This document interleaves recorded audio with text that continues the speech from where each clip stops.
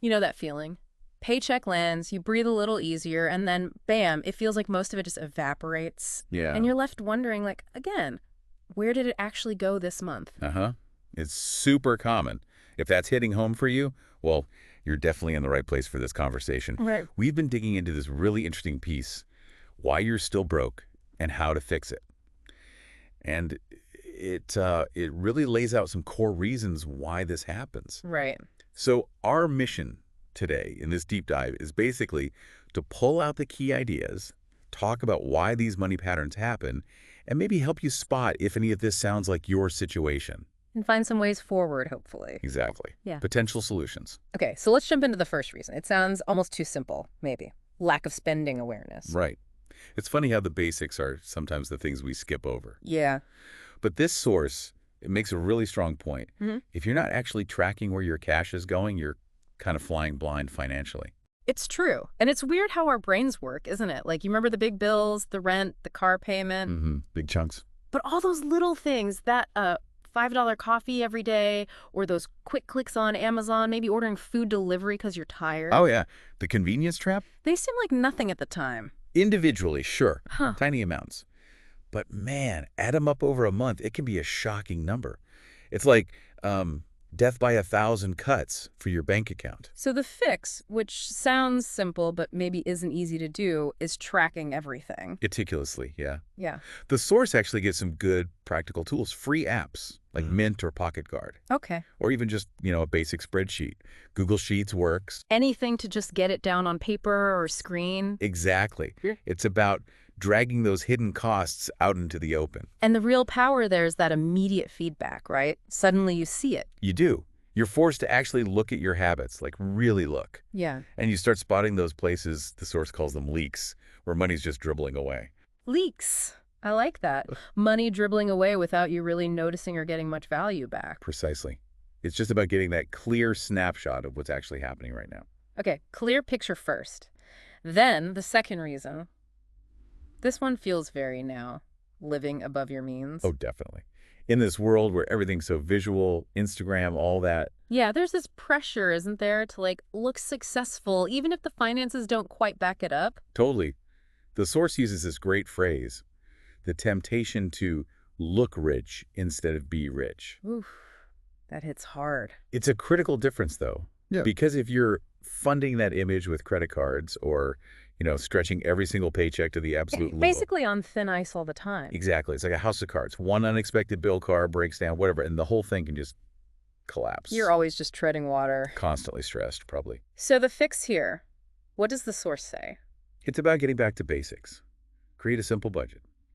Focus on what you really need, your actual priorities. Not the projected image priorities. Right. And it emphasizes cutting back, like really cutting back on the non-essentials. The fluff, they call it. The fluff. At least do that until you've scraped together a basic emergency fund, like 1 month's worth of essential expenses. That 1 month buffer feels huge, like a foundation. It really is. It's your safety net for those unexpected things that always seem to pop up. Right, so they don't immediately send you into debt or panic mode? Exactly. And the source connects living below your means with real freedom, financial freedom. Which isn't about restriction necessarily, but about control. Yes.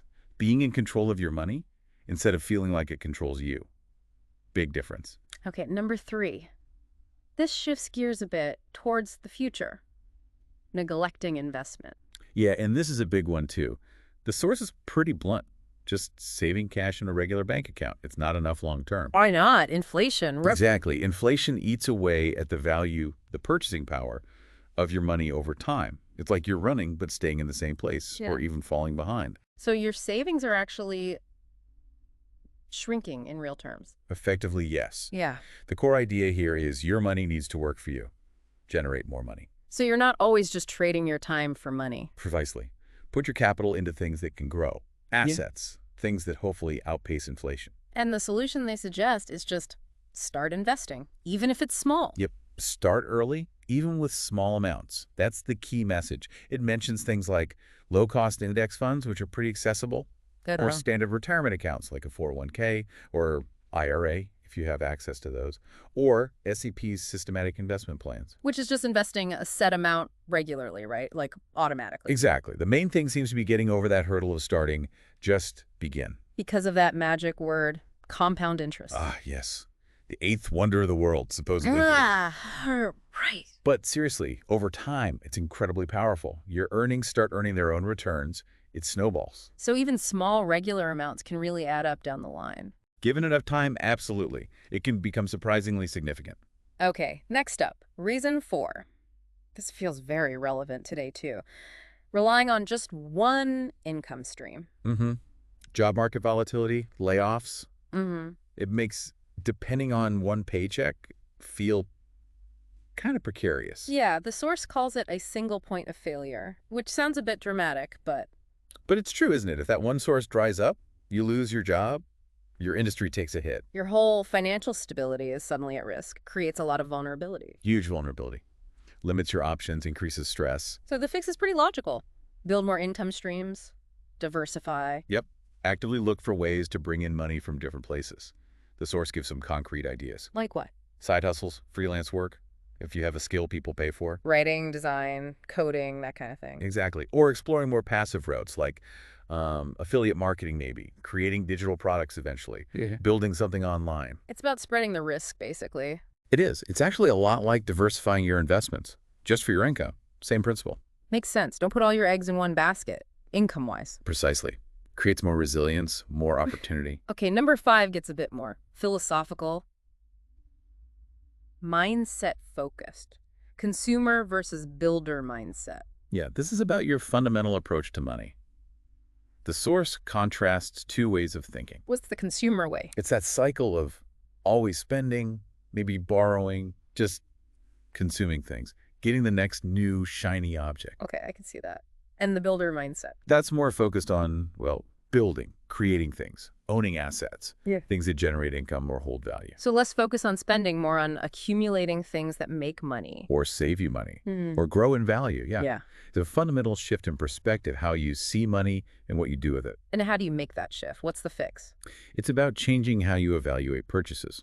The source suggests asking yourself this key question before you buy something. Will this help grow my income or just reduce it? Ooh, okay. That forces you to think long term. Right. Is this an investment, even a small one, in my future?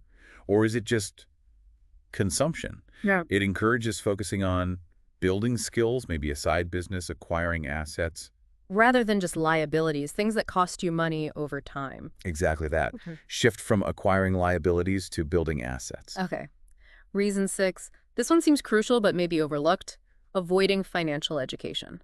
Yeah, it's kind of the foundation for everything else, isn't it? Mhm. The source puts it very directly. If you don't understand money, it will always control you. Wow. That's powerful. It really is. And the tricky part is this stuff often isn't taught in schools, right? Nope, not usually. So the responsibility kind of falls on us individually to learn it. And if you don't have that basic understanding, it's easy to feel lost or make bad decisions. Totally. You feel overwhelmed, maybe you make costly mistakes, or just feel like money stuff happens to you rather than you managing it. So the fix is obvious but needs action. Actively seek out that education. Get proactive about learning. The source actually lists some great resources. Classic books. Yeah. Rich Dad, Poor Dad, The Psychology of Money, I Will Teach You to Be Rich. Those kinds of foundational reads. Okay. And it also mentions, tons of info out there now online, finance creators on YouTube or Instagram, good blogs. There's a lot out there if you look. There really is. And the encouraging part is you don't need to become like a Wall Street expert overnight. Right. The piece suggests just dedicating maybe 15 minutes a day. Seriously, just 15 minutes. So reading an article, watching a video. Yeah. Doing that consistently, even for just a month, can apparently make a real difference in your basic financial literacy. That sounds achievable. Small investment, big potential payoff in understanding. Exactly. Investing in yourself, in your knowledge. Okay, finally, reason 7. This feels very practical, very actionable, not prioritizing paying yourself first. Ah, yes. The classic scenario. Paycheck comes in. You pay the rent, the bills, buy groceries, maybe some fun stuff. And then you look at what's left over and think, okay, maybe I can save some of this. Which often ends up being not much. Yeah. Or nothing. Often nothing, let's be honest.